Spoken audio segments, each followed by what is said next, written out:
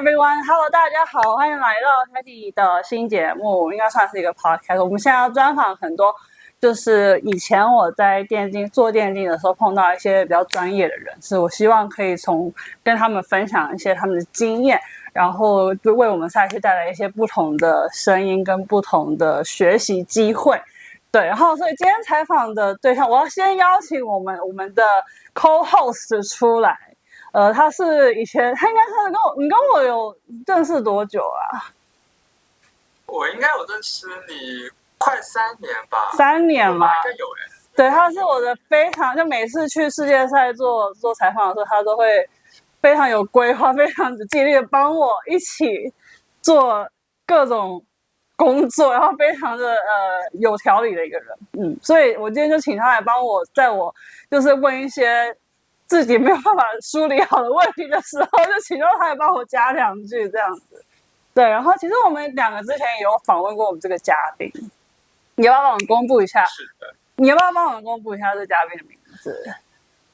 好啊，今天我们要采访就是 Peter Deng， 他现在是在就是 LEC 的 Team Heretics 做 Head Coach， 然后他之前的话比较出名的是他有带过EG，就是 LCS EG 去世界赛，然后他也有带过就是像 Mad Lions， 然后 Mad Lions 的前身 Splice， 还有在巴西的 INTZ， 这些大家应该是比较熟悉的。然后他应该就是在coaching 这个 career 中已经很久了，大概可能有个7-8年左右。对，所以今天就是很开心的请到他，对，继续聊一下一些。对，我们上次就是对你说，分享一些就是他现在的就是一些想法，或者他对电竞啊，或者是会对自己就是 LEC 赛区或者是一些其他的 personal 的一些想法。对，因为其实我们上次碰到他是去年嘛，那个在 MSI 在英国，所以他是英国人嘛，所以当时我就想说，哇，这有一个很好的机会可以访问到这一位算是很资深，然后也是就是很聪明吧，应该算很难得碰到一个人才，是吧？所以我们2个就一起去访问他，他带我们去大英博物馆的 VIP， 我印象非常深刻，就是好像你知道那种英国贵族的感觉，还蛮有对，就聊了一整天，人非常好，还请我们吃晚餐。所以呢，这次会找到他，其实有因为是听说他其实就是因为孩子快出生了，对，然后就是即将要当爸爸，然后会休息一段时间。我想说，再趁这个机会，他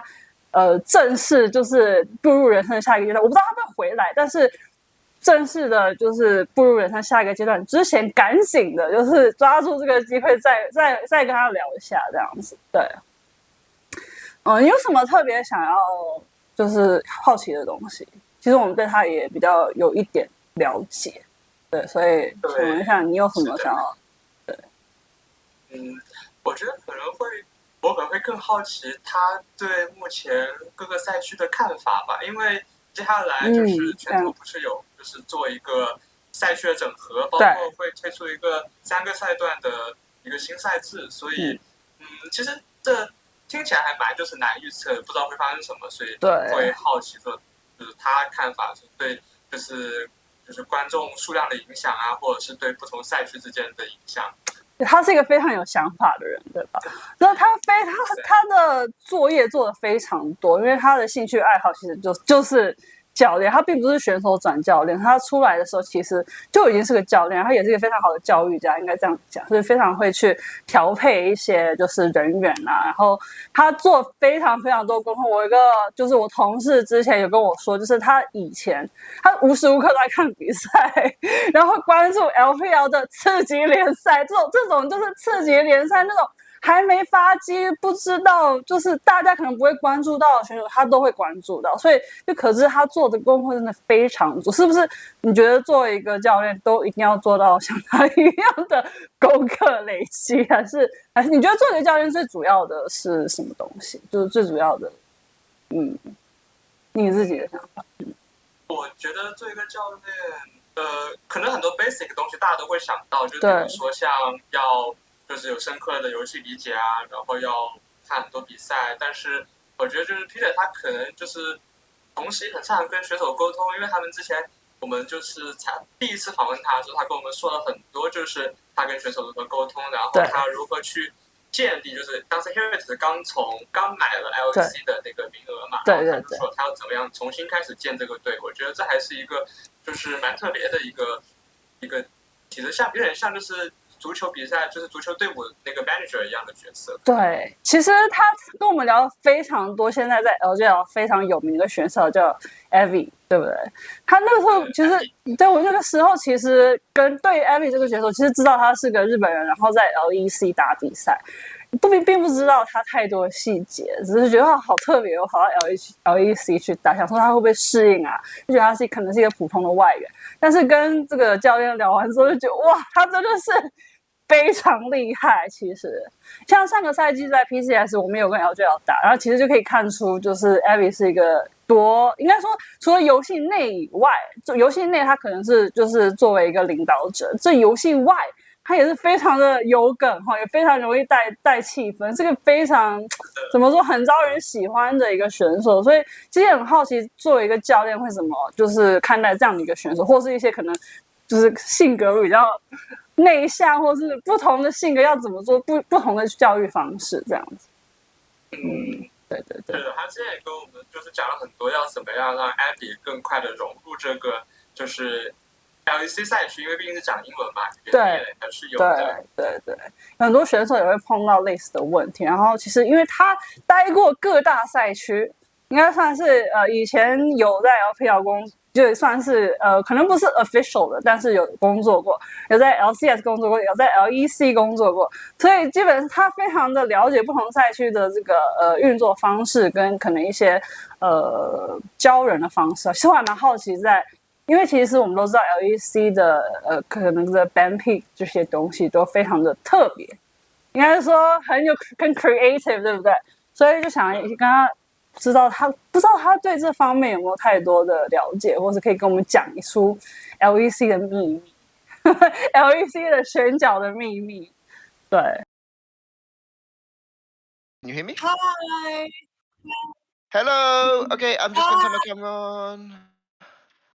Okay, Hi, long time no see. Long time no see. Hi. Oh dear.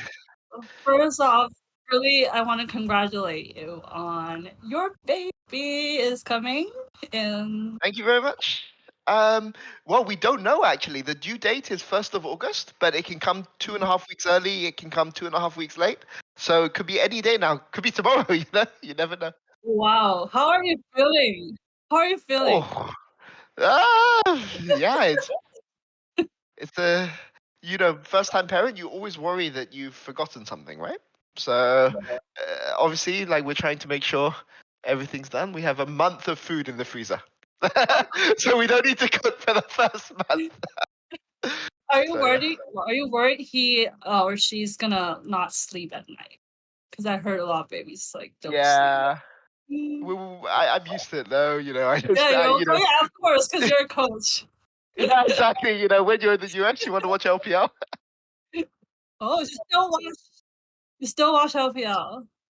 Oh, of course. But not. I will admit, not this split, but like the last two splits. But this split has been. I know that I watch every AL game. Oh. But why specifically AL? Because I like teams which are very coach focused, so you can see what they do, right? So obviously Tabe is AL coach, and what he's done is they play exactly the same way. Like the reason Shanks is playing so good is because literally the things that he was doing on his past teams, he's literally just moved, and obviously the players are not like as good, but they're playing exactly the same way. It's so interesting. It's so interesting when you know a coach does something. Watching them do it is so interesting. So yeah. So you're working remotely. How long have you been working remotely from home? Okay. So like 3 days, 4 days? Oh. No, okay. wait. It's Monday. No, actually, it's been a week now. It's been 1 week now. Oh, Time, okay. How is it like working at home and like long distancing with the team and stuff? How do you feel? I mean, to be honest, it's a bit. It's a bit difficult because as a coach, I like a lot of like one-to-one attention and work with my players. But I mean, I've been doing a lot of like scouting and things like this, right? So basically, I would say that this split, I've been more like an analyst anyway, because Heretics knew this was going to happen. So so they made decision. And I mean, I think some orgs, I think most orgs would have had me maybe start as head coach and then take more of a back seat. But Heretics, the split, were like, okay, we're in a really good position to get into championship. Let's bring our academy coaching staff up. And from the start, I just want you to provide support for them, and let them do let them implement their systems and use support. So I've been doing that this split. It's a new role, but it's a role I've done in the past. It's a role I did in China. It's a role I did in Brazil. So it's something I'm capable of doing, so it's fine. Actually, I want to ask you if your child ever wants to go into like become a pro gamer. Like, what would you say, or would you allow that, or what would you say to them? Or I'm kind of curious. Because now, obviously, you probably thought about that.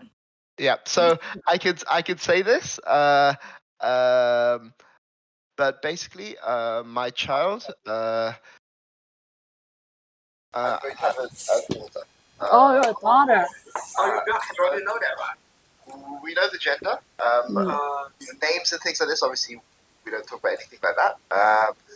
But if my daughter told me she wanted to go to esports, I would say That's a bit different. If my daughter was 14 today and told me she wanted to go to esports, I would say absolutely not. Like, in no world should you do this.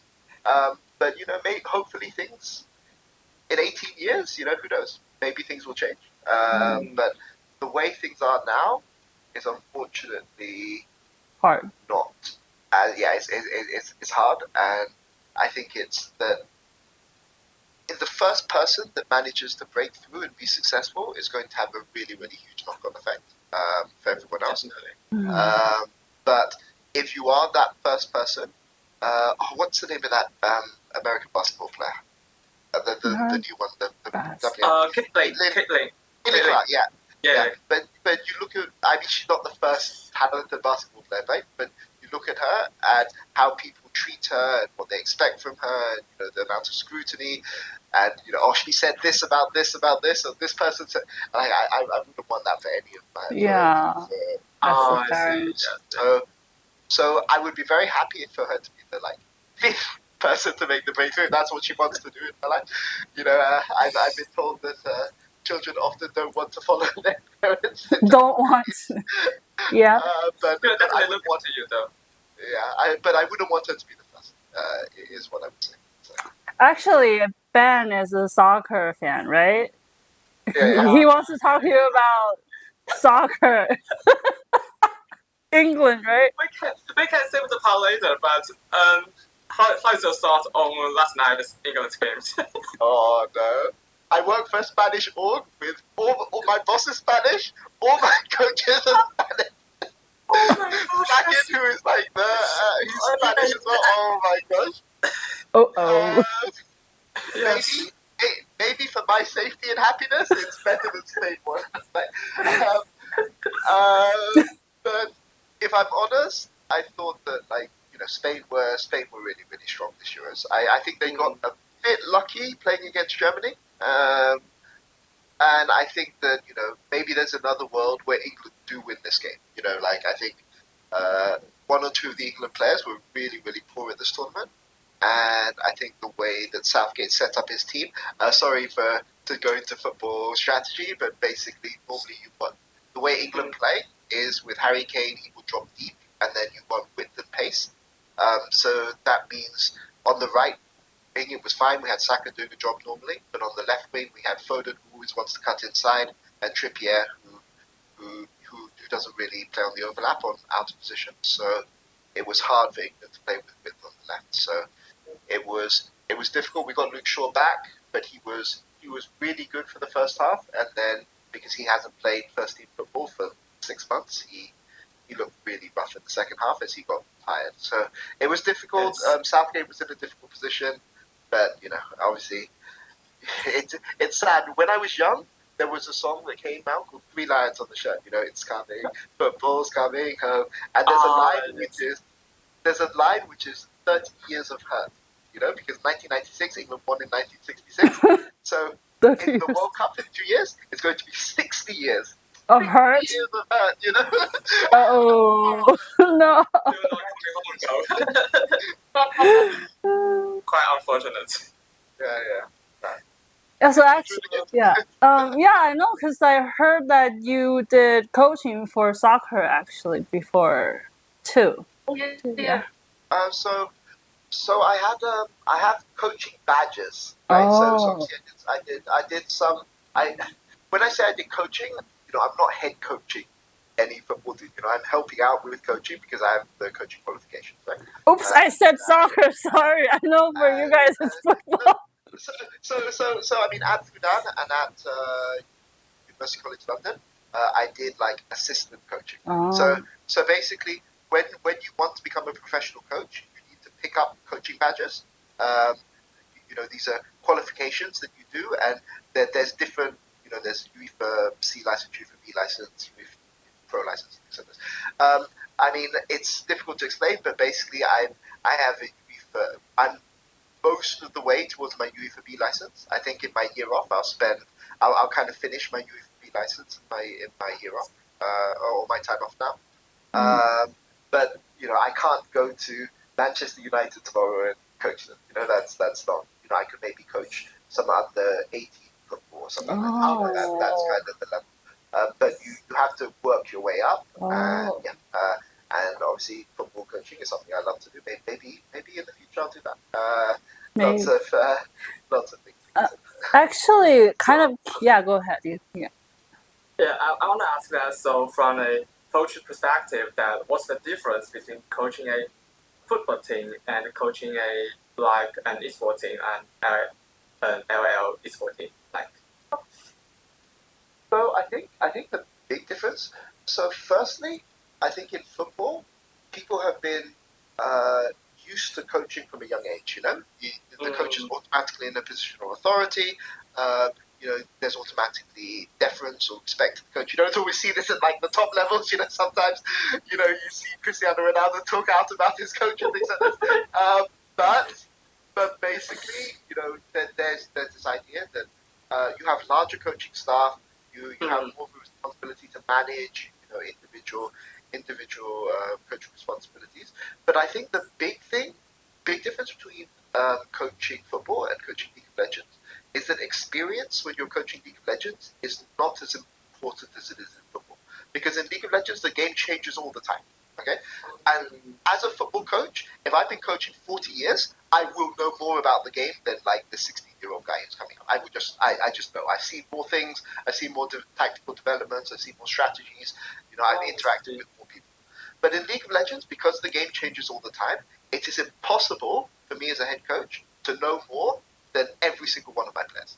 Maybe if all I do is I just go and watch Mako VODs, I'm like, I know everything about the sport. I know all about warding, while you're playing solo queue, I'm watching Carrier, I'm watching Mako, I'm watching back in the day, but I'm watching all of these guys, and I'm learning every single thing there is about support. Maybe as a support player, I can know more about your role than you will, but I will never know more than every single player on my team. It's impossible, right? Like, you don't have that many hours in the day.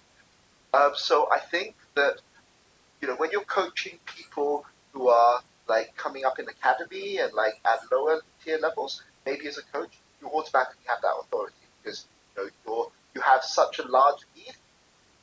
But if you're coaching at like the LCS level, I'm not teaching Impact fundamentally how to be an amazing top laner. I think maybe I work with Impact 2 years, maybe I help Impact get 10% better. And by the same token, maybe Impact helped me to get 15% better. It's a two-way process, and that means you need to have like better communication skills. You need to just recognize that you are not always right?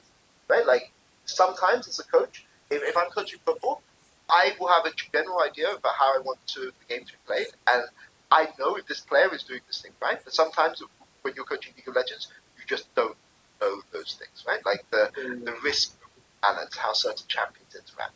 And I think that's like a really hard challenge. It's also one of the reasons why I really, really like to coach rookies. Because I think when you're coaching in League of Legends, you need to experiment a lot, right? Mm. And I think sometimes veterans don't really have that mindset that, oh, you need to like experiment, you need to change your game, you need to like be able to do these roles. And I think the veterans who've been around at the top for a long time, these are the guys who are able to reinvent themselves. They're able to adapt to lots of different metas. And I think it was very telling that a player like Impact or a player like Yankos or a player like like Wonder, these guys have been around and been able to contribute a lot for a very, very long time. Whereas players that are a bit more rigid in their ways, and less able to adapt, often they'll do really, really well, but they're heavily reliant on the meta.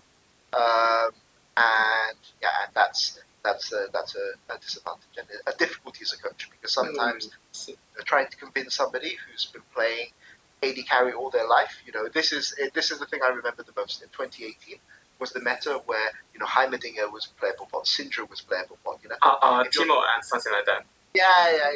It was 2018 summer, like, because they had Ardent Sensor, and Ardent Sensor like destroyed the game for like a year. They decided, okay, we're going to make mages really, really strong. Veigar is a bot laner, Syndra is a bot laner, Heimerdinger is a bot laner. And you try to get AD carries to adapt to this meta when they've been playing, things all their life. It's not right. And that's also a difficulty as a coach. You have to kind of, that would never happen in football. It's, and I think that's a big difference. You actually mentioned something I really kind of am curious about, because now I'm actually hosting for PCS, and a big issue for PCS is that the teams don't know how to draft. Not that's not exactly that, but they're very uncreative in drafting, and LEC is the most creative in drafting. I'm wondering how that came about, and how does LEC do to, is it just natural for them to do this, or what do you think contributes to that? I'm so curious about this. Well, I think that a region always follows the top teams, right, in the region. Okay, so some things, so the fact that, the top team in Europe is G2, and G2 basically don't care, right? Like, Caps and Mickey, to be honest, I don't know every single player's personality on G2 individually, right? But I know Mickey and I know Caps. And those two guys are guys that they just love to innovate. Okay, so obviously, if you love to innovate all the time, and you are the team that is being successful, and you're at the top of the league, I think the way that regions develop is often the top team sets the standards for the league, and then the teams that are like ranked second to fifth kind of push that top team, right? So I think this is something I've talked about before, but when EG, for instance, were like a challenger team, when they were coming up with Danny and Jojo at the start in the spring split, EG were not the top team, right? So they would push really, really hard. TL were the top team, and they would like, adapt and try to find ways to counter. But when EG became like the top team, a lot of the teams below didn't really push in the same way. And what I mean is, when I say push in the same way, it's like, let's say you go to scrims and you are getting destroyed in scrim. And I don't think this is secret, but EG, for instance, in 2020, in the first split, we would just get destroyed by TL. But we would play the games, and you would learn, you would adapt, and you would just say, okay, we're going to get destroyed today, but here's what we're going to learn. Right? That is a responsibility of the team. And that's kind of how you push, right? That's why you very rarely see a region, even when Flash Wolves, since we're talking about PCS, were the top team, they were the top team, and they did so well internationally because AHQ were challenging, right? It was never like, they didn't have like a free league, and I think that is kind of dangerous in a region. But so that's the responsibility of the lower teams. But the responsibility of the top team is, if you are a team that like, you innovate, you like try new strategies, you try like, lane swaps, G2 when they were playing in the last finals. They just lane swapped every game. You know? I'm sure G2 don't think they're worse than Fnatic. They were just like, yeah, we're going to lane swap it. What are they going to do, right? Like, there's nothing. I think this helps, but I think also you go back through the generations, you know. So obviously you have current G2. Who were the top team before that? It was Mad Lions, right? And Mad Lions, Kazi, nobody plays a better Syndra bot lane than Kazi's Syndra is really scary, but you know he's doing, you know, they're playing Senna Wukong, they're playing like you know, Mages, they're playing all these kind of like, you know, weird kind of meta picks. You go back before that, who's the top team before that? It's G2, but it's G2 with Perkz, right? When Perkz, mid laner, going to play bot lane, plays his Yasuo, plays like his, you know, okay, he played a lot of the AD carry picks, but he can play the mid lane champions. You go back before that, who do you have then? It's season. My memory is off because season 5 to 6 is when I was.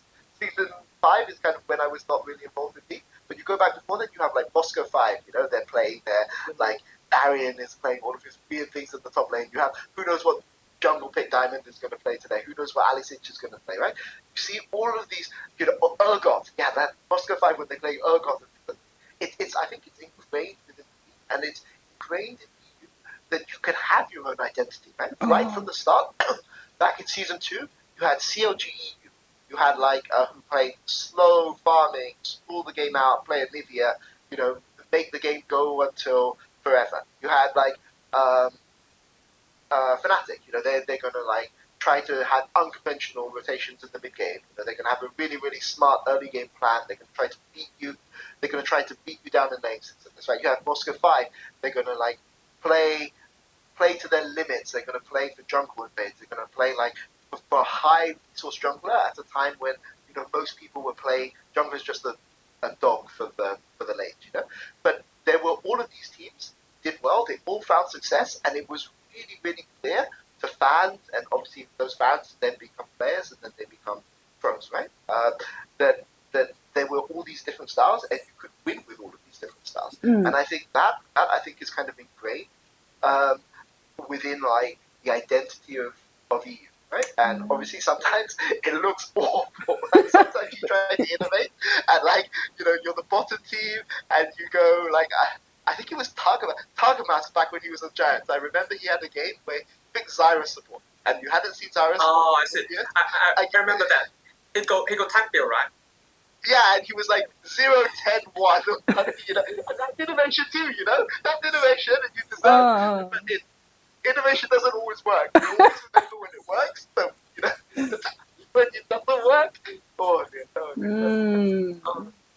It's very interesting. That Mad Lions is very impressive because, like, El Yoya is the first jungler that put up Zera, and El Yoya, and also the Mad Lion, the whole teams, they are trying to innovate. And Mirren, I remember he was the first one that put out Varus at the top lane.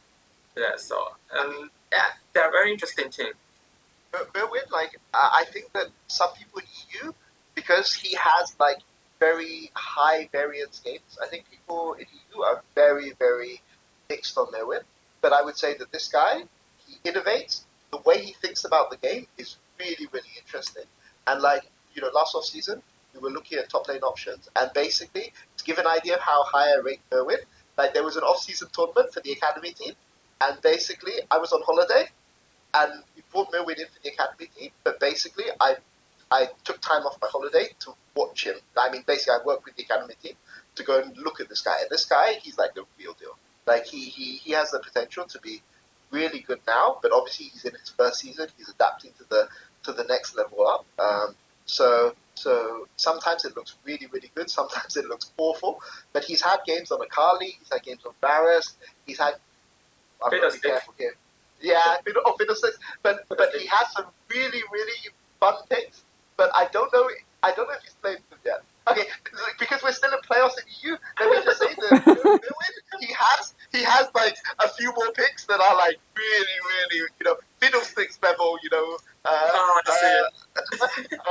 So we'll see. I don't know if they're good, but they're like they exist, right? So we'll see. Because I think they play K-Corp. They play K-Corp next week, so I think we'll see some of those picks. So, as a coach, how do you think people should learn to support the players in their innovation or identity versus where maybe in Asia it's kind of more on the opposite because the coach will tell the players what to do from like learning from other teams. How do you think the balance should be like for I think that's fair, but I think also that there are some coaches who will say to their players, "Okay, you are really strong on these 6 champions. Next week, go away. I want you to come back with 2 champions." Oh, Right? Like it's like I want you to play something new in solo queue and come back with this, right? And it's not like, and sometimes you will have a player that'll be like, "Oh, I don't really know, like I'm playing everything that's played in China and Korea," or like, and then they go, "Okay, fine, if you're not going to pick, okay, I'm deciding for you. Today, next week, you're playing Shaco Jumbo in scrims. You can bet, right? Like I'm telling you now, on Tuesday, scrim 4, you will play Shaco. So you better play it now in solo queue, or you're going to be okay. I see. So I think part of the difficulty is, so this is I'm not saying all rookies are like this, and I'm not saying all veterans are like this, but generally in rookie rosters, when people are coming up, they're more willing to try things. And I think part of the pushback you get sometimes is from veterans on your team, right? Like if you have a team full of veterans, often innovation isn't always the easiest thing to push, depending on the personalities you have, right? But as a coach, you can push forward for that. I mean, I would say that often though it's easier to innovate if you are doing really, really well, right? If you're like, so on INTZ back in 2017, I think INTZ were probably the best scrim team, like by a mile. We were really, really far. So like we would just win every single scrim every single day. And like it was like the players sometimes would lose focus. So one thing we started to do, so it was 4 scrim days a week. So then we started to do 2 scrim days. The second block on those 2 scrim days, people don't play their normal positions. So we had a 6-man roster with 2 junglers, but both of my junglers had played pro in other positions. So one of them had played top lane, and one of them had played support, and basically, we would have them log in to their teammates because we don't want to disrespect the other team. No, it's not about leaking. It's like you don't want to start disrespecting the other team, in their face. But what we would do is I would have both of my junglers playing. One of them is playing support, one of them is playing jungler. One of them is playing top lane, one of them is playing jungler, and then my support. So we just had them try to play different positions, try to understand, and obviously if we just get smashed, then we go back and we just play normal. But this is an example. Try to get people to understand things. Try to put them out of their comfort zone. So on EG. Sometimes if you're winning the games too hard, you just say, okay, next scrim, so we have a break now. Next scrim, we're going to play Kassadin. Okay, so Jojo, you're getting mid push all the time, right? We're not getting good practice because if you just kill the other guy 5 times before 15 minutes, nobody's getting any good practice. You are playing Kassadin for the next block, or you are playing Stylus, and he's so silent. But you're playing this. You have to get pushed in. Now, let's adapt. Okay, so we don't have mid priority anymore. How are we going to play the game, right? And I think this is there are things you can do as a coach, but you have to be willing to take risks as a coach, right? As a coach, one of the easiest things you can do as a coach is just go and say, we should just play what people in LPL play, or we should just play what people in LCK play. You don't have any risk. Your players can't argue back against you because you could always just say, it's good enough for Chovy, it's not good enough for you, And this is I think danger. I think it's a trap that both coaches and players can fall into. And as a coach, you kind of have to push yourself. You have to innovate as well, right? Because if you don't innovate, you don't keep yourself fresh, you don't question yourself as a coach, it can lead to you stagnating as a coach. And this is why, when I'm a coach and when I'm picking people to be on my staff, I don't want everyone on my staff to agree with me on everything, right? When I'm picking staff, I want somebody who will argue with me, preferably not in front of the players, but if they think I'm messed up at the end of the day, they will come to me and say, I think our draft today was bad because of this. I think our scrims were bad because of this. And then that's kind of how you push yourself, right? Because we've noticed their issues. Okay, their issues. What are our solutions? The basic solutions don't work. Okay, what are some innovative solutions we can try? I think last time I talked to you, I mentioned this with Mac once when I was head coach. When I was head of coaching staff, when Mac was like the strategic coach and I was kind of head of coaching staff. One thing Mac wanted to do is he wanted to scrim less. You know, so obviously I come from a Chinese background. You know, for me, you just scrim all the time, right? Like you scrim a third block if you can scrim a third block, right? But what Mac was saying is, okay, we have 4 scrim days. I only want to scrim 3 scrim days, and I want that other day. The players must come into the office. They have to give it. So they play solo queue. They do one-to-one coaching. They do a presentation. Okay, so we go and say, here are some games from the teams we're playing this weekend. 3 games. Okay, you have 1 hour. We split you into 2 groups. Okay, 1 group of 3, one group of 2. In 1 hour, you need to watch these games together. You come back and you present to your teammates. And then, and what he was saying is, I really, really want to do this. I think it's because we have a lot of rookies. I think it's a really good way for our rookies to feel comfortable communicating with each other, teach them about the game. You know, it will make it so that we have a team environment where everyone is comfortable giving their points of view. And I think this is more important than scrimming ball. And obviously, my initial thought is, this is crazy. So wait, they're playing for 2 weeks. They're playing other games, not LOL games on the weekend. No, they're playing. Oh, okay. They're playing. Okay, But not scrims.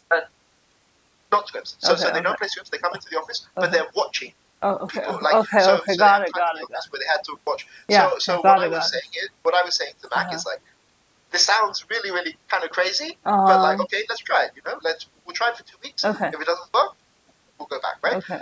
And it was really, really effective. You know, we had players on that team. We had Shadow and we had Arome, and they both of these guys. Well, I mean, Shadow not so much, but Arome has talked a lot about how he struggled, you know, feeling comfortable on stage. But like, one of those things that those kind of sessions allowed him to do is to show his value.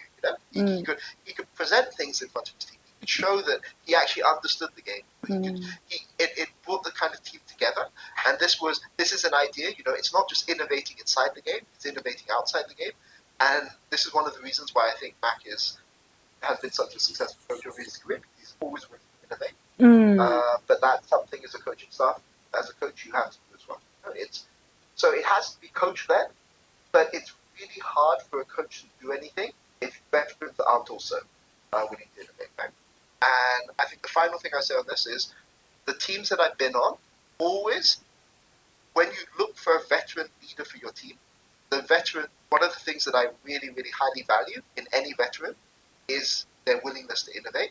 Because otherwise, if you have a veteran who's really, really stuck in how he wants to play, and you're a coach and you want to innovate, you're going to have conflict all the time.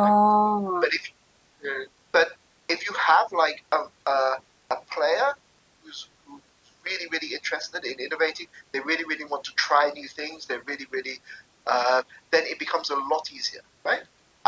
Like the final example I give is like Jankos, okay? So we had in summer last year, we had Nico was the most broken champion in the world. It won every single mid-lane matchup. It got priority everywhere. It was good in team fights. It was good early. It was good late. But one of the players on our team came and said, "I think Nico is really, really garbage. It's really, really it's really, really overrated. You know, you can pick whatever you want into it. Like it's fine, okay." And so, but I think we're overvaluing it. I want to test in scrims. So we had a full day where we tested Nico in scrims into Humanoid, who was at the time the best Nico in Europe. Caps is better now, but at the time, okay. And we played a full day of scrims against Fnatic, and they destroyed us every single game. And Nico was like by far the worst champion. Like Nico was to blame for every single game. Like, we finished 6 games. I think we finished 6 games in like 4 hours. But one thing that Jankos and Evie were doing on that team, right? Jankos and Evie were like, okay, right? Our goal today, we're deciding to play into Nico. Sure, we got Smash game 1. What do we learn from this? What do we need to adapt? Okay? Sure, we got Smash game 2. Okay, let's have a talk, right? Nobody's getting depressed. Nobody's getting like frustrated. We need to learn from today, and we set aside a day to learn from this, and we're trying this even though we don't necessarily think that it's the best idea. We need to test today, and we need to make sure that we get the most out of today's practice, no matter what. Okay? and you will try hard, even if you don't think this is a good idea. You will try your best, and if I see you slacking or you see you like not being at the top, I'm going to call you out, right? And I think that's really, really important because there's some veterans there who will be like, oh, of course, like we gave Eco every game, of course we're getting smashed every game, right? Like, why am I even bothering with the scrim, right? But this mindset is like really, really important, I think, to be the best pros. And I think, you know, you have it in almost every rookie, but the longer you, I think not a lot of veterans have that. And I think that's useful skill to have. I actually do want to talk to you about Evie because we talked about Evie when we were at MSI with you, right? We had a long conversation about how he's a good leader and he contributes so much to your team when you're coaching him. And last season, actually, LJL and PCS had playoffs together, right? And they actually, out of expectations, went to the second place. I think it was the second place, even though we only had one ticket to MSI. Pretty much surprised every single one of us, and especially Evie, because we know the entire team is like built around him, and he's like because one of the players on CFO said it's Evie's team, like basically we only need to care about Evie and we're gonna win, and we win Evie. I like that. I want to ask you about him as maybe like a player or leader, or what do you think? Yeah, how do you think he's doing right now? Well, I talk to Evie actually like reasonably. Oh. Like once every couple of weeks, a few weeks. Like when things, right? Obviously, he's the you know I maybe have been in esports longer, but he's been the parent longer than I have. Oh, so you're getting advice from him. But how would I say for Evie? Okay, so I think firstly in Europe we had, I think, okay, so Evie as a personality. Evie is, I'd heard rumors about how good Evie was as a leader before we signed him, right? And basically what I can tell you about Evie is he is literally the perfect leader to have a good team. He's the type of guy, you know, he because he's been in LJL, sometimes when they've scrimmed the top LCK teams, they've got 0-6, you know, he knows how to get the most out of a bad day. He knows how to cheer teammates up. You know, but the way he does it is very, very sneaky. You know, like, so for instance, when he's working with VTO, sometimes VTO has very strong mood swings, you know, like sometimes he can be very, very happy, sometimes he can be very, very sad. But, you know, maybe VTO is having a bad day today. And Evie will he'll do some outplay, and Evie will be like, "Oh my gosh, VTO so good," you know. And he'll do it like in a really sneaky way that you don't, unless you're paying attention to it, you know, you won't notice. Or he sees his bot lane is struggling, right? So even though he's playing a 1v1 top lane matchup, he'll make sure he just TP his bot, you know, so that his bot lane is really, really far ahead. You know, maybe he's getting stopped in the game, but then he knows how to make players feel good about themselves. I think that's inside game. Also, I think he's very, very good. So with players' girlfriends, for instance, you know, sometimes you have a team dinner and one of your players brings their girlfriend, and, you know, they're kind of apart from the team, and, you know, it's a little bit awkward, or their parents are there or something like this, right? He's very, very good at involving other people. You know, one of the questions I really like is one of the other players brought their girlfriend, and he was like, "What's the best thing? Why did you fall in love?" And then he's like, "What's the word?" But you know, you can joke about it, but it's a really, really good way to boost your teammates' ego. It's a really, really good way to make this person who's coming from outside feel like they're welcome.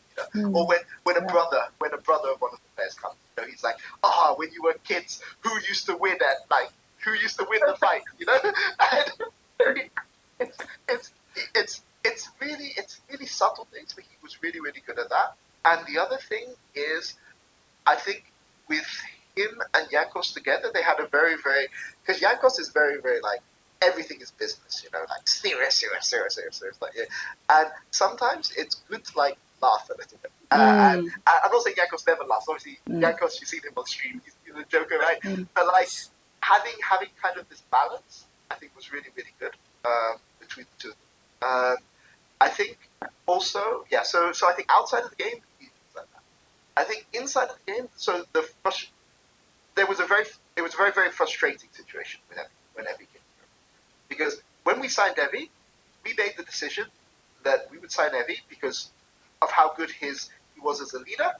His gameplay was important, but it wasn't super important, right? It was just how he but he couldn't speak English. And basically, normally when you bring a player in, you will normally have lots of English lessons and English tuition and things like this, right? But Evie didn't really get that, so he was kind of learning English himself in his own time, and that affected the amount of solo queue he could play. And he was kind of self-teaching himself English, by watching Yanko stream or by watching Jack Spectra stream or things like this, right?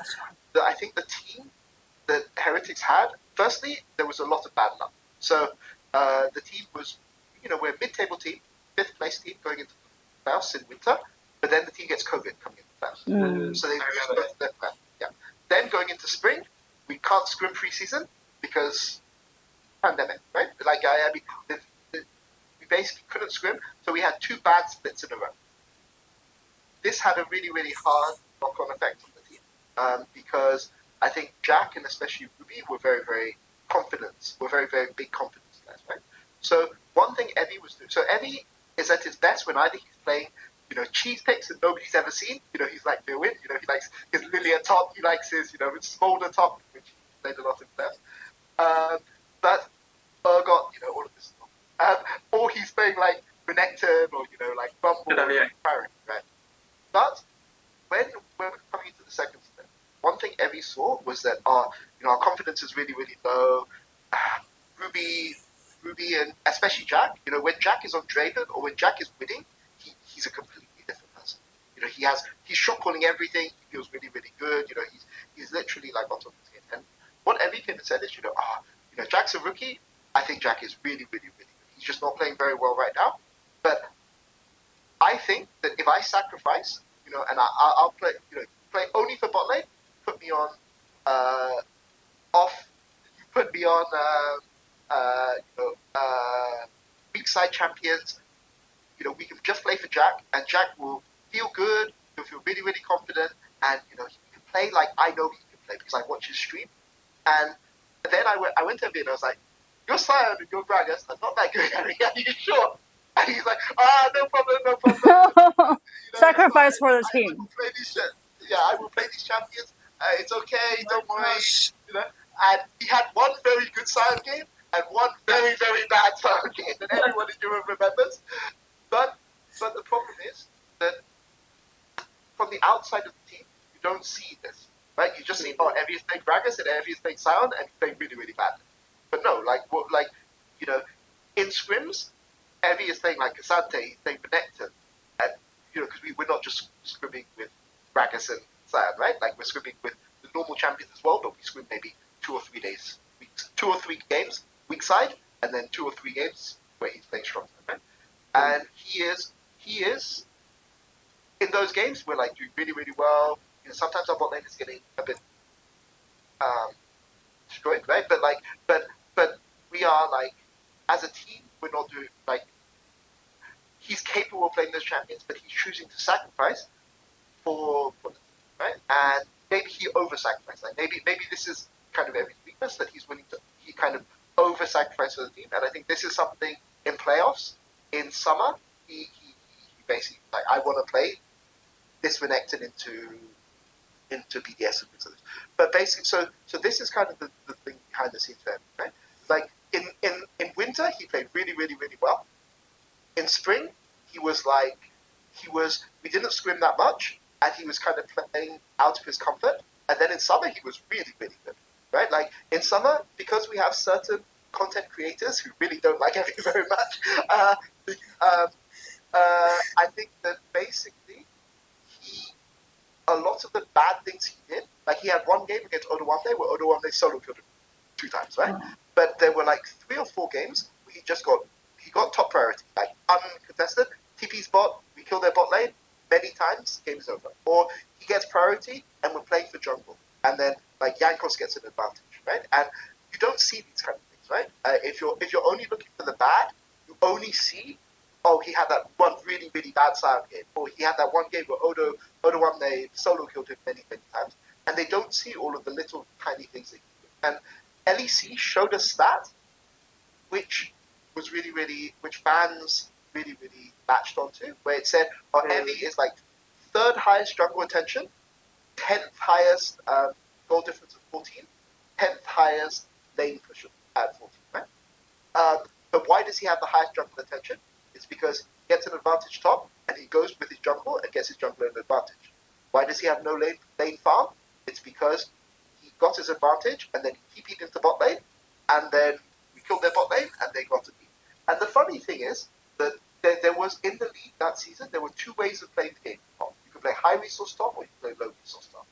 And 7 teams played high resource, and 3 teams played low resource. And the 3 teams that played low resource were Heretics, BDS, G2. Right? You look at the stats.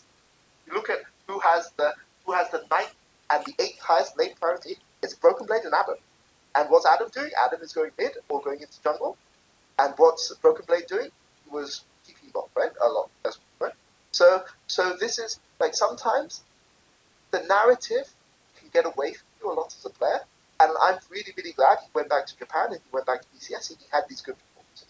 Because people are like, hey, was Evi actually that good? Like, he was actually good, right? Because they kind of, a lot of the negativity goes around it. And this is the final thing to say about Evi. And Evi will get mad at me saying this.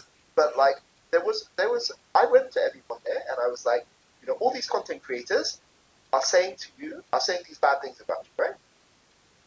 Should I do something about it? Like, I can go on the show and I can come and defend you on the show, right? And what Evi said to me is, we have some players on our team who are very stressed right now, right? And if they will target somebody so better they target me. If they target me, I'm used to it. I've been so many times to the Worlds, I'm used to this, right? But if they target me, so it's better you let people. And so nobody says it. None of his teammates say anything. None of the staff say anything, because this is the thing that he should. And like, somebody like this, I cannot overstate how like good, how strong personality is, how good he is. And even if his performances were bad, that is enough to justify being a good LEC. And frankly, Heretics were good enough in summer to go to Worlds. When we had proper swims and things like that. But he wasn't a bad player either. He wasn't the best top laner in the league, but he was maybe 4th or 5th. And you have all of these outside of the game things. He's a gem, right? And as long as he wants to, he will be a good player. And then I'm sure when he retires, he will be a fantastic coach if he doesn't want to. And a father. Actually, we did some content with him, the PCS official, and we all love him, to be honest. Like, all his answers are like very appropriate, or they're funny, they're very appropriate, they're very like promotes like the local food, because he like posts a lot of food pictures, right? And he said, oh, the night markets are really good, your hotel is really fancy, all that. So no one hates him, and like everyone loves him, to be honest. Like, he had a lot of fans just for that one playoff season playing here in PCS. So, but in Europe it's not like that. It's so sad. It makes me so, like, this to me is like, on Heretics. This is the thing which upsets me, that we didn't go to Worlds with Heretics because of the COVID situation meant we were so far behind on points that even though we came 4th, we couldn't make the season finals. And this year, we can come 6th, I think, this season, and we will make playoff final. Because yeah. So this is unlucky. It's sad, but I think the more Evi does well in PCS, the more kind of his reputation is changing. But in Europe, there were like 1 or 2 content creators that went really hard on him. And just because of gameplay. Yeah, but also because it's like, should you be importing someone that doesn't know English? Foreigners. No, it was like, if you're going to import people, you should import like either super talented mechanical youngsters, but you shouldn't import veterans. And like, this is the thing, because people often think, your hands are the only thing that matters in the game. But no, there's other things. There's a lot of things. Yeah, definitely. And I think also, like, if you are a content creator, it's very good to have very strong opinions. yeah. like Keijo, you know, biggest Weibo fan. You know, like he loves Weibo. He loves the Shy, right? Yeah. But you know, I'm sure, like Keijo doesn't. Well, maybe he does, you know, right? Like, but you know, the way that he shows how much, like, you can't just say, "Oh, I like the Shy. I think he's a really good player." You have to be like, "The guy is the best player."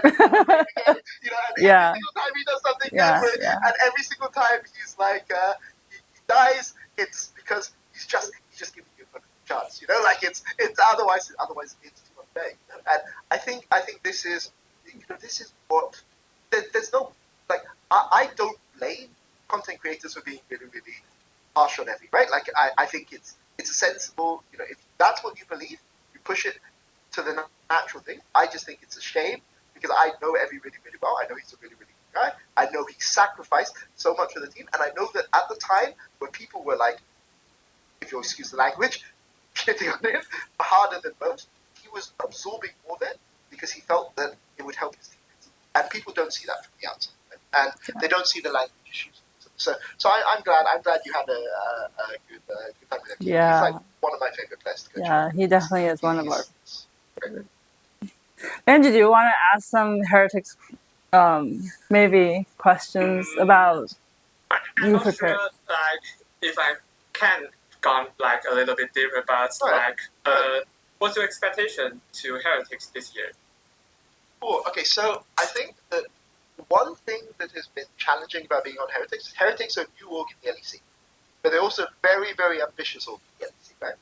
And if you, like, we've talked many times in the past, but my coaching philosophy has always been, you need stability, right? You need stability, you grow things slowly, and, you know, you progress over time, and eventually you get to your goal, but it's really important that day to day you improve, and the process will be slow, but you need to improve. I think Heretics, one thing about Heretics is that they're an org that they really want fast results, right? They really, really want, and it's a different culture to one that I'm used to, but it's one that, you know, Heretics, you know, they're really, really, you know, they have a really passionate fan base. They have, like, you know, really a lot of good co-streaming. They make a lot of really, really good content. But, you know, whereas you look at a team like BDS, okay, BDS, obviously, top 3 team in Europe right now, but when they came into the league, they would just, like, lose everything. People, like, laughed at BDS, you know, they were like, ha ha ha, look how bad this team is, right? And then over time, they grew, and people like Nuke and Adam later, you know, they kept them even when other people were saying, drop these guys, kick them. You know, same as TL with APA. Right? I think with Heretics are an org that, you know, if they see a problem, they need to fix it immediately. And I think, like, every split that I've been on Heretics, except the split with COVID, which is bad, like every single off season, major changes have happened, right? Including on the coaching side, right? So I think that it's often when you do that, you have to adapt a lot quickly, and I think maybe there were other coaches who, if this was going to be like the philosophy, would have fit the kind of project better. Obviously, the project, but the project's not over, you know, and obviously I think Matsuki and Naru they're strong coaches, and they can help the team go on. We're in the playoffs right now. It was a pretty interesting spring split, I would say, because of roster changes that happened. We only really had 1.5 weeks of scrims before spring, but the team was able to adapt quickly, and we're actually not in a bad position. We just need to beat Giants or Excel in the lower bracket, and then we'll make the season finals, and then who knows. But I think it's hard. There are some players who do really, really well when lots of moving parts are changing, right? When lots of things are changing, they can adapt really, really quickly. And there's some players who need to fit into a system in the long term and gradually build confidence within that system. And I think I've got to be a bit careful because I don't want to give too much.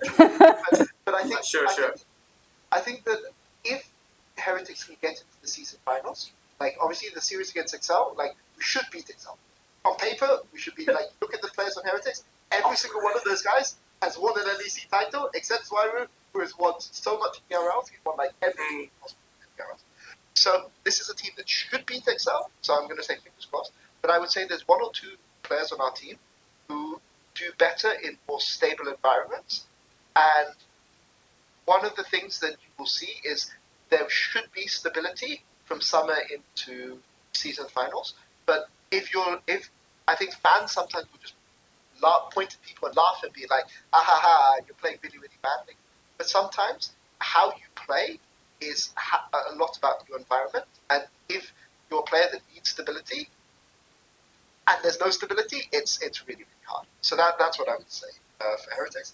I think the players are really, really strong. Obviously, Jankos Flack and Jankos, I really hope Jankos gets it's going to be hard this year because the top four are really, really strong. By which I mean PDS, SK, Fnatic, G2.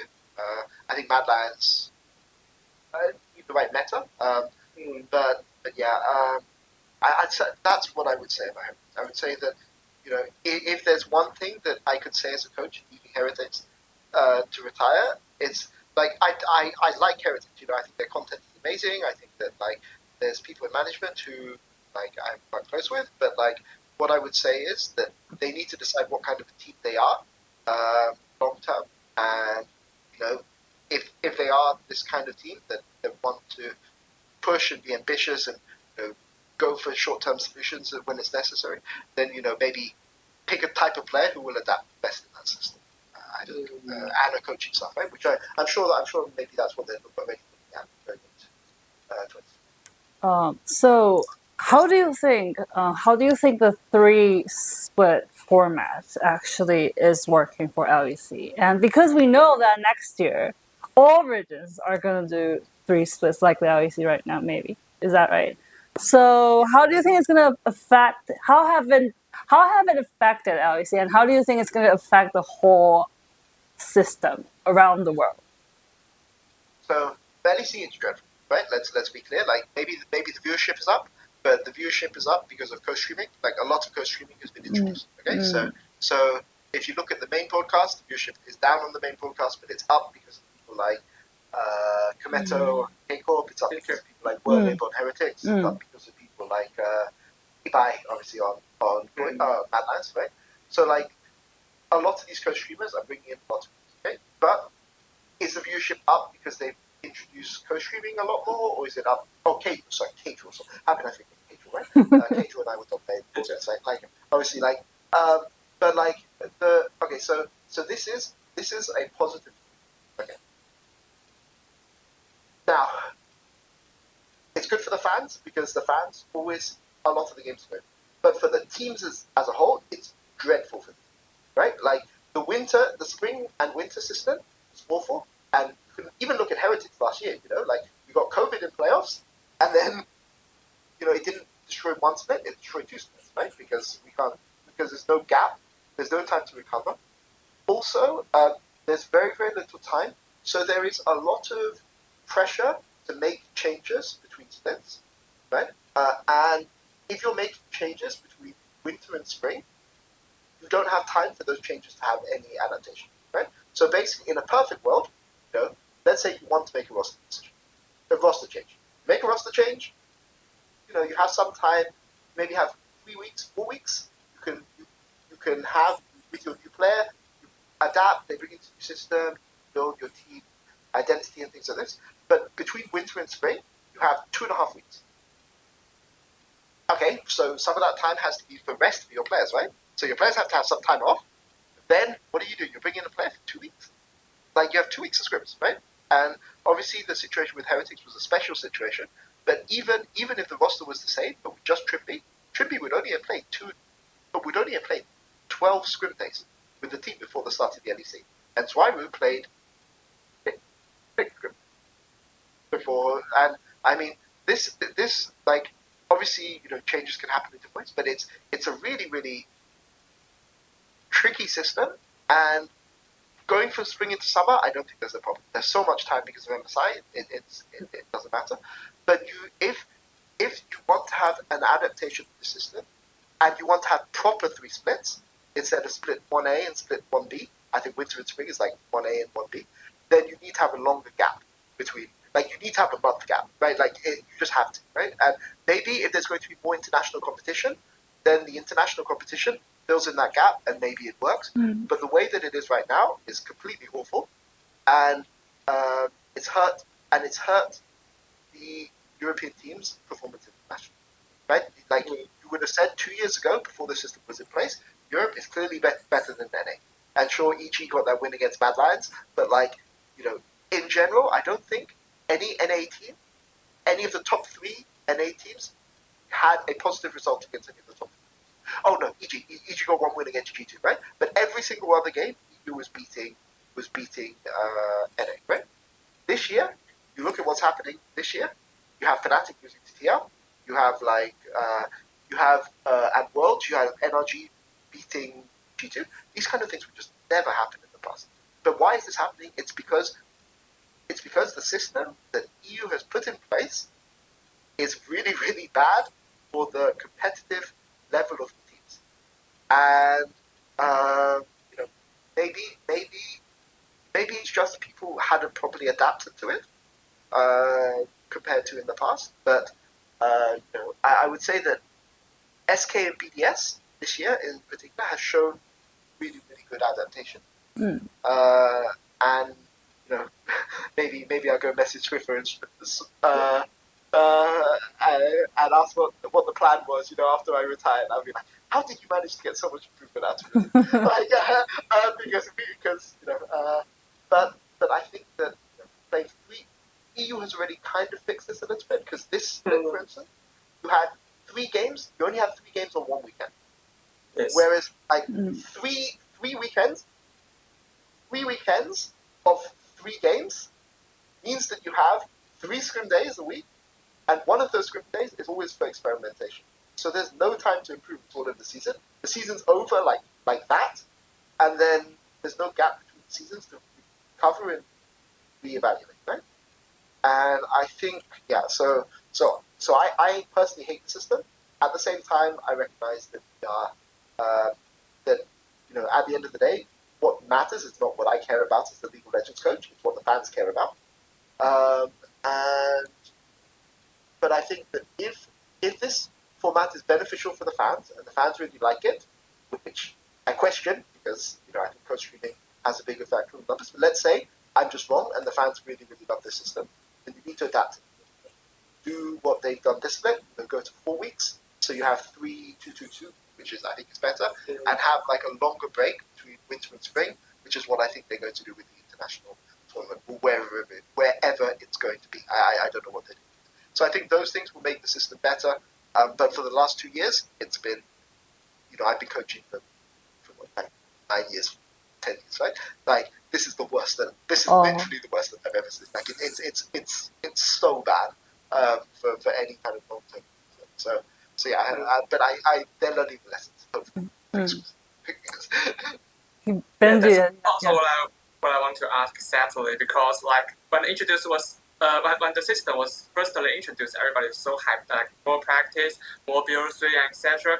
But now we are seeing like the teams are getting worse and worse, and most importantly for some teams that because they can't play for the rest of the year, like for now the season is just over, like Rogue, and Rogue is now like kind of want to selling the teams. So I think it definitely hurts a lot, not only for the teams but also for the fans, because of course like Rogue have a lot of fans. They are devastated to hear this like information. So I think that's a kind of sacrifice for nothing.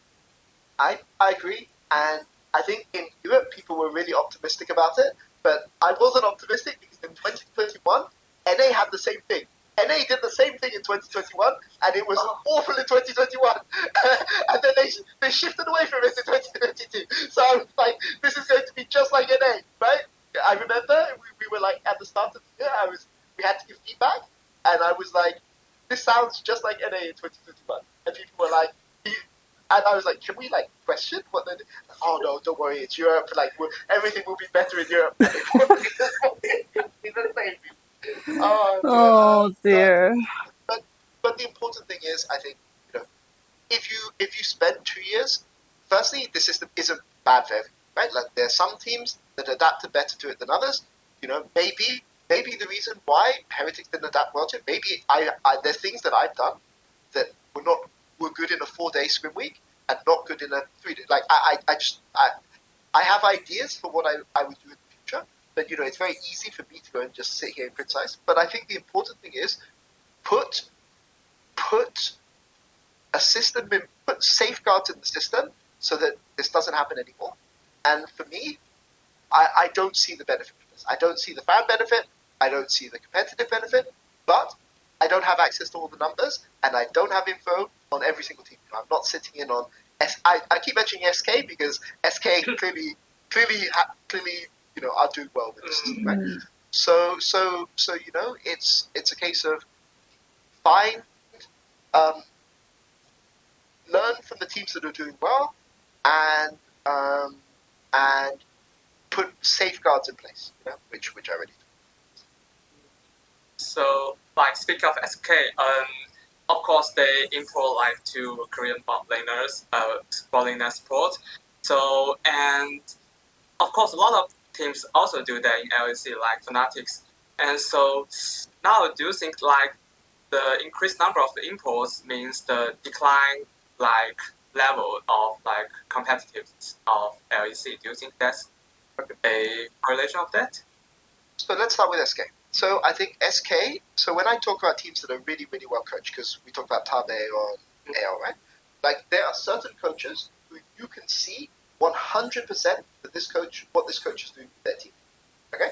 Like with Swiffer and with Striker is BDS, like I can say with 100% certainty, this is something that Swiffer did, or this is something Swiffer wants Irrelevant to do, or something which Isba wants. It's not Isba doing it, it's SK's coaching staff is saying, this is what you want. Same with BDS, right? Like, I am, like, it's hard. So I know Dylan is a good coach. Right? I know he's a good coach. He was really good on Roccat, right? But I don't know what Dylan is doing on GT, right? Like, I don't know, right? I'm not saying he's doing a bad job. I just don't know, right? But for Striker and for Swiffer, I can see exactly what they're doing. And, you know, obviously I'm competing against them now, but, you know, when I retire, one thing I will do, there's this idea that people have that, you know, you shouldn't vote for best coaching staff of the split because you can't tell what coaches are doing. But I can tell you, like, with 100% certainty, these coaches are doing good things, right? So when they bring in their bot lane, when SK bring in their bot lane, it's very clear, if you look at Swiffer's past teams, what he wants his support to do and what he wants his AD carry to do in the beginning. And their old bot lane was not doing this. They were just like, they would do it at times and then sometimes, but they couldn't do it consistently, right? And Exakick, when he was playing on SK, was very, very different to how he was playing in ERLs. So maybe he just couldn't adapt to the new responsibility or to the new role or to the new expectation. So they brought in somebody who basically could do exactly what Swiffer wanted. And as a result, the team is all of a sudden playing amazing, right? And I think in the case of SK, it's that you need to find somebody who, you've got your team in place, but your bot lane, your input bot lane is not there to be the center of your team. You know, NA for many years, they would sign these superstar Korean players, right?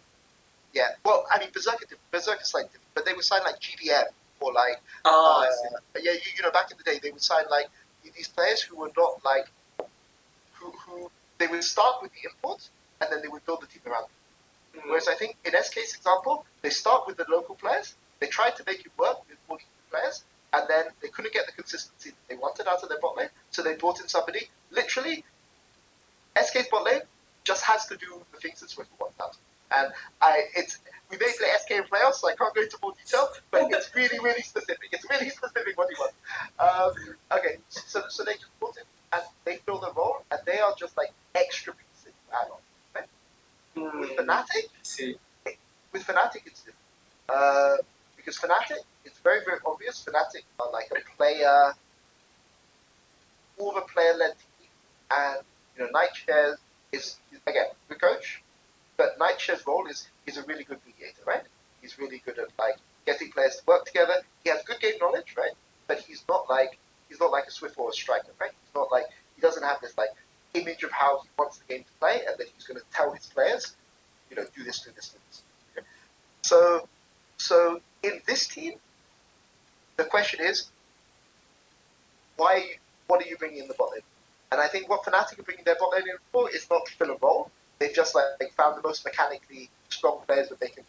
And it's just a case of, okay, we really value mechanics. We have the best mechanical players we can get in every position. Like Oscar, fans don't think Oscar has good mechanics. His lane phase is really, in scrims at least, is really, really strong. It's inconsistent on stage, but he is individually, in terms of pure hands, probably a top laner in the league in terms of, it's just sometimes he wanders off, his mind in the game goes, and he's really bad at swaps. He's probably the worst top laner in the league in swaps. But yeah, so Fnatic's philosophy with top laners is just, okay, we think that these are the highest mechanical ceiling players, we just put the most mechanical behind it and we see what happens. And for me, I like what SK does more than I like what Fnatic does, but Fnatic will probably finish the season higher than SK, so maybe that's the wrong assessment. But I don't think so. I think that when people are importing these days, importing is cheaper than getting the top ERL players. The top ERL players,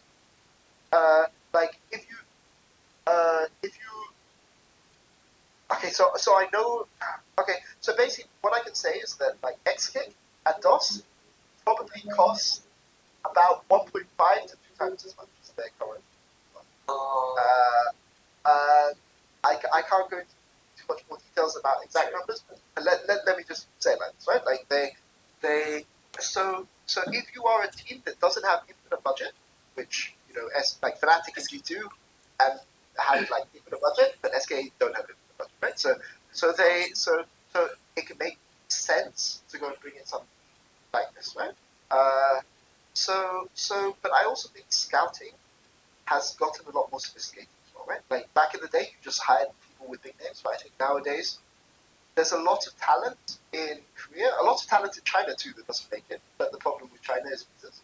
But there's a lot of talented players in Korea. If you get to 21, basically, and you don't make LCK, nobody is going to sign you. So it gives you the opportunity to go to other regions and fill a role within the team.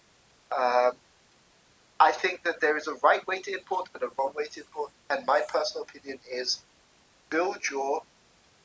when you are importing, there's so many things that can go wrong in terms of cultural assimilation, language issues, homesickness. Sometimes maybe you play really well, like Huni, you go abroad, you play really, really well, and then teams in LCK want you back, and obviously you're going to go back. So for me, the way to use imports is build the core of your team out of local players, and then use imports either to fill the gap, and gap can be in terms of strategy, but it could also be in terms of financial cost, right? And this may surprise a lot of fans, but importing is really the top rookies because of the ERL system. You get a large following, and you get a lot of exposure very, very early. A lot of the rookies who are coming up are expensive because you're competing with ERL teams who can sometimes pay more. There are some ERL players who earn more than some LEC players. There are some ERL players who get 6 figures, which is, back in the day, is crazy. The minimum salary, I think, in LEC is 80K. I don't know how much it is, but back in the day, it used to be 80K. But if you imagine there's some people earning 100, 150K in ERLs, they can earn more in ERLs than going to LEC, right? And they have a more comfortable life. Also, it means you have more overconfidence about your level. So one thing, So I think basically that there's people are less willing to fill a role, right? If you're an ERL star, you want to keep doing the same thing at LEC, even if your level isn't at that level yet. You think, I'm immediately going to come in and destroy the league. And sometimes you need to be willing to learn and have humility to learn and to improve before you can be at that level. But a lot of people coming up think, I'm immediately at that level now, I'm going to stomp people, and it's going to be super, super easy. And I think this is an issue you're seeing with some of the current group of rookies in Europe, right? I'm not saying there's no talent, right? There's talent. Like Khalees is going to be like incredibly good for K-pop next year. Like everyone knows it. Like he's going to be like unless like he's like Lamine Lamar, right? Like he's unless something goes very, very wrong, he's going to be a top 2 carry, top 3 carry. Sure. Right? So there are players who can make the gap, but it's harder than it used to be, I would say, and that's why I think you see. It's not like in NA where people just are, who's the best. I've been in these kind of meetings before. Who's the best player in the world? Write down the top 10 best players in the world. Okay, we have an infinite budget. Oh, you say Chovy is the best player in the world. Okay, let's go inside the best player in the world. And then our team is going to be better, right? Like, I mean, that's not how things work. So, but this is, I joke, but like, this is literally how scouting used to work back in the day. Like, I know this because in off-season, sometimes I would help out teams when, and like, people would literally write the list the top 10 players. Okay, so tell me of these players which are on your list, which of these do you think would be willing to come to NA? Oh, you put Faker here at number 5. You think Faker would be willing to come to NA? Oh, are you sure? Is there like, I'm pretty sure Faker's not coming to NA. For some reason, when you mentioned the list, I knew it's an NA team. Okay, so NA teams have gotten better than this in the past. When TL are recruiting or something like this, they don't just have a list, right? But back in the day, it used to be, you literally just have a list. And then you would be like, like cultural simulation, like budget, team for the budget, and I don't think people are doing that now. I think you have a lot more people watching LCKCL, the Challenger. I think you have a lot more people watching other regions. And I think the other thing, from the PCS and BCS perspective, I think that's interesting is obviously Slater is playing in the Vietnamese AD is playing in the Arabian ERL now for one of the best teams. He's going to be at EU Masters. They lost the finals, but they were top of the league for most of the season. But then they lost the finals, which will be interesting to see, right? Because if he's successful at EU Masters, maybe you'll see other Vietnamese players come. But Vietnam was always really hard to get visas for. Yeah. But maybe if it's easier for the like Middle Eastern teams to get players, maybe you'll start seeing Chinese players come up into the Euros as well. Because like the issue is for NEC right now. I think I can say that. Okay, so getting visas for Koreans is easy. Getting visas for Chinese is basically impossible. Getting visas for Vietnam is not as hard as China, but basically impossible. Getting visas for Turkey is really hard. So even though Turkey is part of Europe, it's part of the EMEA. It's not that easy. And then getting visas for like South America is actually Latin America, South America is actually easy. So that kind of gives you. So obviously that's another reason why you see a lot of Korean coming to the visa is just so easy. So we'll see how it goes. Definitely. So how does the case of Ball works for Ball? It's tragic. I mean, here's what I'm going to say about them. I'm going to be really, really careful. Let me. I don't want to like. Okay, so upset your staff. Hertz has many strengths as a player. Okay, he has good leadership. He has really creative things he does in the mid game. But one thing he doesn't do very well is play for his jungler. And for his entire career, right?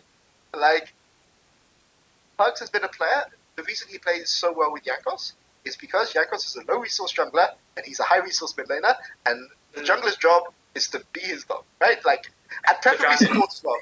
Yeah, I mean, it's to be clear, right? That is that's not a criticism, it's the same way that Larson plays the game. It's the same way that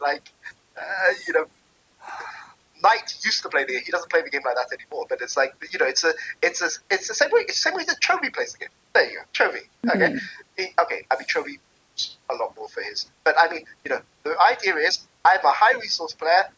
I'm gonna stay in lane. I'm gonna 1v1 this guy, and your job is to make his cover for me, right? And that is what he's good at, right? What is Bo good at? Bo is like high resource, fun, punish the enemy jungle, track the enemy jungle, fight him 1v1 in the jungle, make sure that I find him and make sure I make his life as miserable as I possibly can. Best example of this is Milky Way. For people who watch current LPL, they play in very, very similar ways, right? The Kanavi as well, right? But Kanavi, I think, is a bit more sophisticated, right? So he comes to Vitality. This guy in solo queue, rank 1 in solo queue. Whenever he wants to be rank 1, he is rank 1. Whenever he plays like Graves, in scrims, this guy in scrims was like the most unplayable person you can imagine. Like we're talking like prime level Uzi mechanics, right? He will just dodge all of your skill shots and he kill you 1v5, right? So when you have this player on your team, the normal thing you would do if you're building a roster with Bo in it is you will put a mid laner who is willing to be your dog, right? A Jojopian, right? Find the European Jojopian. Nisqy is the European. Nisqy, yes. Okay, put Nisqy on the team with Bo, and Bo will be incredible, and Nisqy will be able to move, and Nisqy, like, that 2v2, you will literally never lose a 2v2 in your life, right? You will literally, but instead, Bo spends 1 year playing with Perkz, who is like the polar opposite. Perkz and Nisqy are like the opposite ends, okay? Then he comes to K-Corp, and he has Faker, who's like Perkz, but less aggressive. So at least on Vitality, Perkz can fight the mid laner 1v1, and you fight the jungle 1v1, right? He's never coming to help you, but he will at least stop the mid laner coming if he's playing well and if he's on the contest, right? Perkz had up and down things, but Perkz at his best fights the enemy mid laner 1v1, you fight the jungle 1v1. Easy, right? So easy. So it can work. It didn't work all the time with Vitality, but then you put him on K-Corp and you put Saken, who just wants to farm for like 40 minutes, and like, I mean, it's crazy. It's like this guy, again, I cannot stress, in scrims and in solo queue, this guy is ridiculous, but to me, this is just, why would you even sign Bo and put him with Saken or Perkz? It doesn't make any sense. Put him with Nisqy. Put him with Zweiru. Zweiru, there you go. Zweiru, another guy. He'll play low. And I think those two guys together would have been good. But yeah, I don't even know what Bo's going to do now, which is kind of sad. But when he was in Europe, this guy in scrims was just ridiculous. And often when he's dying on stage, so towards the end of K-Corp, I think he was just kind of over-forcing because there was nobody on the team who was like backing him up. So I think towards the end of K-Corp, it was difficult. But there are times on Vitality where he's doing the right thing, but his team is not following up. And yeah, that's what I said. Like I'm sad for him, right? So okay. Actually, I'm kind of curious when you mentioned about Middle East. We just had a tournament, the EU World Cups, and how do you think? I don't know, just every aspect of it. How do you think it's going to be like a thing going on, or? Because you study political science, right? So I'm like, maybe you're the right person to ask. Sure. I study political science, but currently I'm an employer of heretics. Oh yeah. So.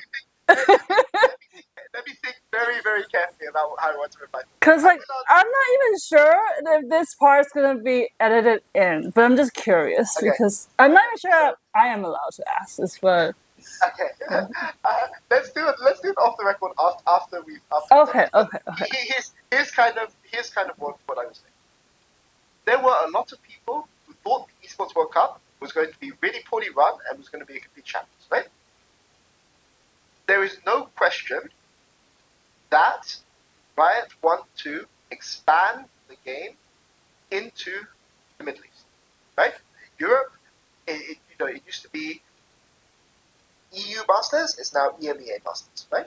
There is no question that, two of the top 8 teams at the last EU Masters, one was from Egypt and one was from, I don't know where the other team was from. But they were from the Middle East, right? And the Middle East only get to send 2 teams, right? And both of them made the top 8, okay? There's a lot of investment, right? There is a lot of money. A lot of money, there's a lot of money, but there's also an untapped player base there, right? Who Yeah. can also earn you money, right? Yeah. And also earn you fans. And this is a region where, if somebody is successful, the first like superstar Saudi Arabian League of Legends player is going to be undoubtedly and unquestionably a huge net win for Riot, right? If it happens, right? Okay, so that's on the business side. Okay, so this is why, and people say, oh, values of companies want to make money, right? Like let's be really like having values is a way to help you identify with your consumer base so that at the end of the day, okay, so put that to one side. Okay. Second thing, Esports World Cup. The format was awful, obviously, single elimination, best of 3. But the tournament, from everything that I've heard, was well run, and the players were reasonably comfortable, right? Like it wasn't like there was a lot of things that could have gone wrong. No. And there's a lot of Western fans who don't like a lot of things about the Esports World Cup, but let's be clear, I know a lot of Chinese fans personally, and nobody cares. Nobody cares about this country. And this is where your biggest fan base is, right? Yeah. So what they want to see is they want to see Top Esports play against T1 or Top Esports play against Genji or something, or right? And this gives them another chance to see this. Okay, so those are the facts. Right? So then the question becomes: are events like this going to happen in the future? Was this a test case? And the only things that I can say about this is, given. Yeah, I mean, I think that it is highly likely going to continue to happen. Mm. The financial realities make it kind of obvious to happen, and I think that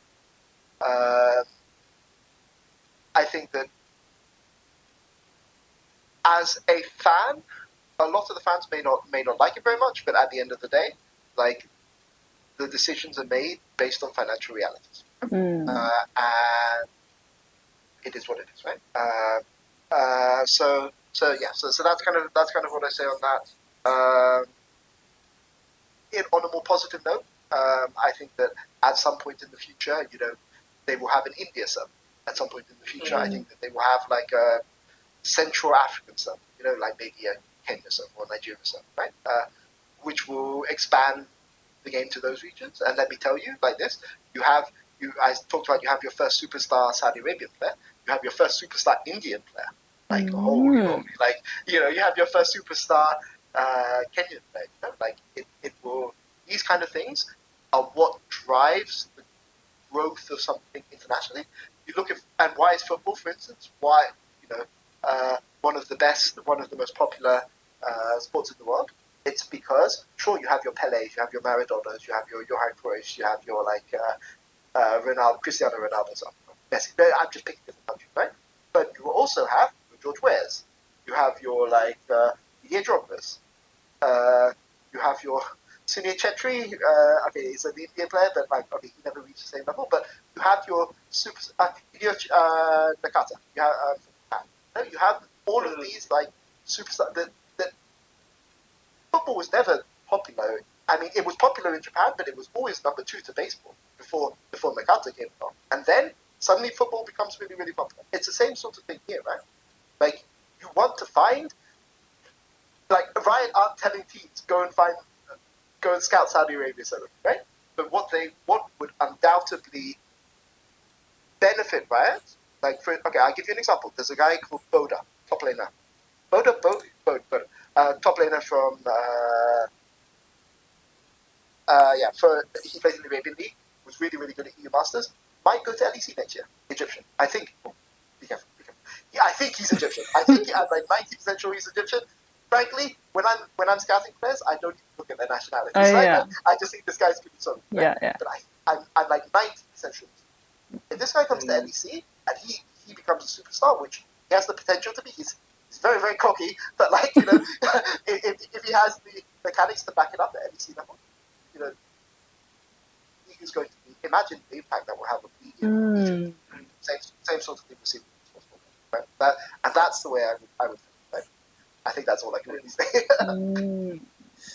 So, like, if this tournament like continues, and do you think that the team should or will withdraw from the tournament because, like, when we see at the very moment, the schedule is really, really tight, and the Top Sport and BLG doesn't perform really, really well after attending the tournament and going back to China, and T1 also struggling. So, do you think like we can make the eSport World Cup to a tournament that similar to Europa League or like Europe Conference League, so we can make tier 2 teams compete internationally? So I think the thing is, with the investment that is coming in, I don't think that is something that the organizers of the eSports World Cup want. I don't think. I think it would be good to have that tournament for sure, but I don't think that you're going to spend. I don't know how much they spend. I'm not in, right? But like spend millions or tens of millions. Oh, who knows? Who knows how much, right? You're not going to spend that much money to go and have the two teams. Right? Should teams go?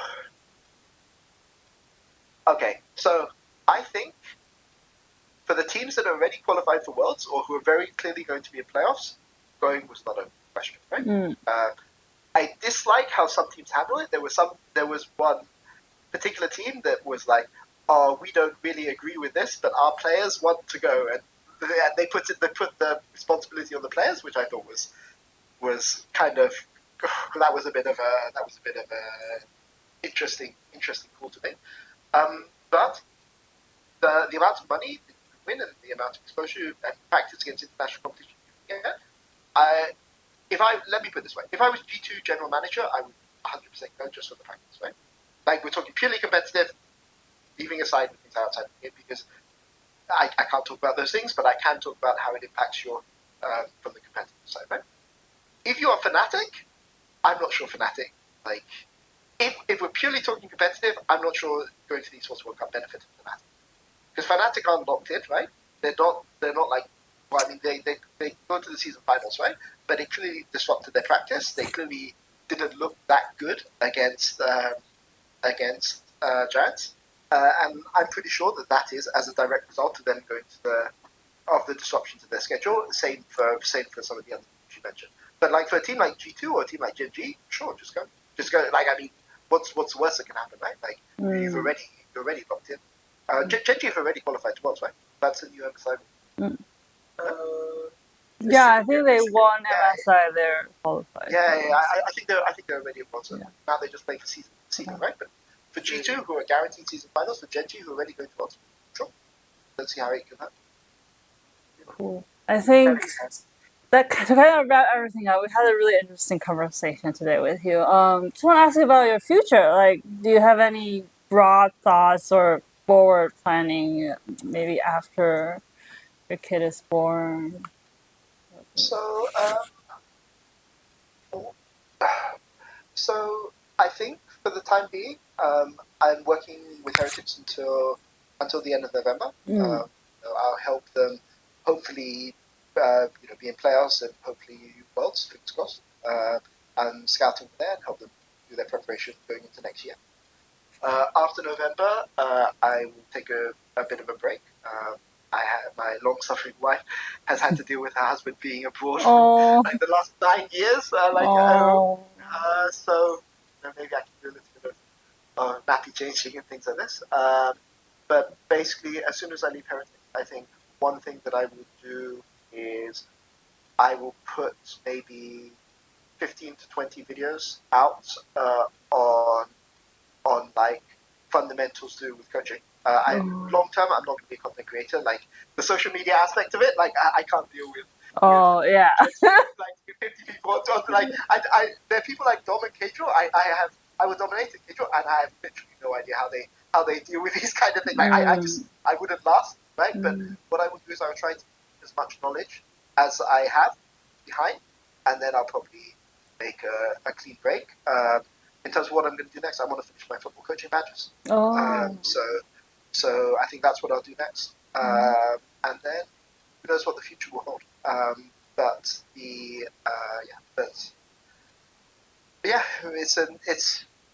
been involved in esports for what?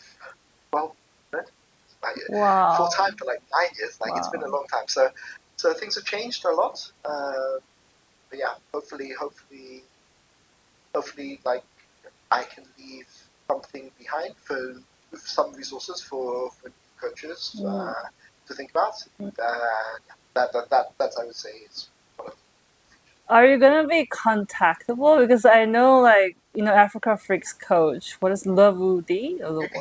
Like, he is like, you can't even contact him anymore.